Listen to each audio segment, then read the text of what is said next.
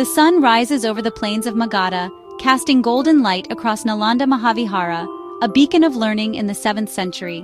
The air is cool, scented with incense and damp earth, as silence gives way to the stirrings of 1,000 scholars. From rows of monastic cells, figures in saffron, maroon, and ochre robes emerge, moving purposefully toward the courtyards. Some carry palm leaf manuscripts, others simply their eager minds. The first low chants of morning prayers hum, awakening the stones of the university. I pause, gazing up at the towering viharas. Even after months, Nalanda's scale fills me with awe. Senior monks greet each other with knowing smiles, their presence a calming reminder of tradition. I adjust my cloth bag, feeling the weight of my ink pot and stylus, heart full of anticipation. The water clocks mark time with a steady drip, a reminder that every moment is for learning. The day's rhythm is set from morning lectures to evening debates. As the sun climbs, groups gather by the wells, sharing quiet words before lessons begin. The atmosphere is one of peaceful preparation, a community built not of bricks but of ideas. The main courtyard becomes a vibrant hub, monks and scholars in flowing robes deep in discussion. Students hurry along walkways, the air buzzing with intellectual excitement. Here, senior scholars debate Madhyamaka philosophy, hands moving, voices rising, not to win, but to understand. As a young student from Tibet, I listen intently, learning more from these debates than any text. Small groups review lessons on woven mats, voices a low murmur. I offer a different interpretation, drawing on a lecture by Silabhadra. We question and learn from each other. This collaborative spirit is Nalanda's lifeblood, knowledge shared freely among a diverse community. Faces from China, Persia, and Southeast Asia mingle with those from Magadha. The courtyard is a crossroads of ideas, a living library where every person is a volume to be read. The sun warms the stones and the energy of 1,000 minds fills the air. Here, the world comes to learn. Every conversation is a bridge between cultures. The courtyard pulses with the force of shared discovery. Lessons unfold in airy halls and open courtyards where the pursuit of knowledge is structured and alive. As a teacher, I sit on a raised platform, students before me, their attention unwavering. I use chalk diagrams to explain logic, challenging students to find flaws in arguments. My hand rises, I answer, hesitant at first but growing confident as I reason through the riddle. I encourage further exploration. Here, minds are sharpened by questioning. In quieter chambers, students study astronomy, mapping stars with bronze instruments. They engage in practical science, measuring the heavens and seeking humanity's place in the cosmos.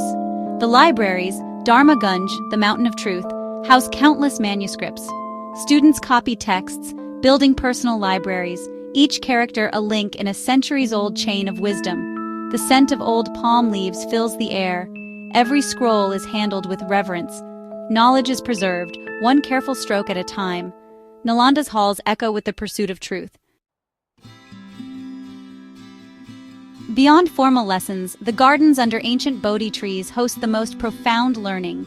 Students from distant lands gather, discussing life, reality, and enlightenment. For me, it is not nothingness, but the potential for all things. Like the sky, holding clouds, sun, and moon, yet defined by none. The flower grows from mud, yet is pure, a symbol of the mind's ability to rise above suffering. A Persian student listens, seeing universal truth in these images. These exchanges build bridges, embodying Nalanda's international spirit. Here, under the Bodhi tree, young scholars continue the Buddha's legacy of inquiry. They seek truth together, united by a thirst for wisdom. Nalanda's architecture is as inspiring as its scholarship, a city of red bricks rising like man-made mountains. 8 compounds, each with a central vihara, house monks and students in awe-inspiring scale.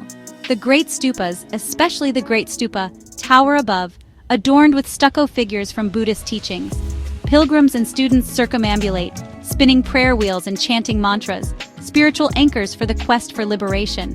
Temples and monasteries are adorned with exquisite art, carved panels, friezes, and statues that teach and inspire. Every detail, from a deity's smile to a robe's fold, is crafted with devotion. The campus is a visual textbook, a guide to wisdom in stone and brick. Even granaries and drainage systems are marvels of engineering, practical and beautiful. Every aspect reflects a commitment to lasting knowledge. Nalanda is a place built to endure, worthy of the wisdom it holds. Its very stones tell the story of learning. Nalanda hums with a unique symphony, morning chants, lively debates, and the scratch of styluses on palm leaves. But if all phenomena are empty, how do we explain karma?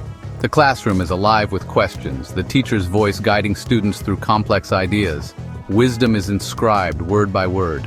In workshops, astronomers adjust bronze instruments, sculptors mold clay, scribes copy manuscripts. Each sound is a note in the symphony of learning. Knowledge is created, preserved, and passed on. As evening falls, the sounds soften. Debates grow reflective, conversations quieter. A distant flute drifts on the cooling air. The mind is like a clear pool. When still, it reflects the moon perfectly. The day's intensity gives way to peaceful contemplation. Knowledge settles, ready to bloom anew. Nalanda's spirit lingers in the quiet. As dusk settles, lamps flicker in the monastery walls. Nalanda does not sleep. The libraries remain open, the hum of study continuing into the night. For centuries, Nalanda has been a guiding star for seekers from across Asia. Its spirit is fearless questioning and profound respect for wisdom. Here, science and spirituality are two paths to the same summit. This holistic approach made Nalanda revolutionary, a dynamic, inclusive culture of learning. Students become teachers, carrying Nalanda's light to distant lands. The dialogues begun here echo in courts and monasteries far away. Nalanda's legacy is living, carried in every mind it has touched. The sun has set, but the lights of inquiry burn on, a beacon in the darkness. The greatest structures we build are not of brick but of wisdom and understanding.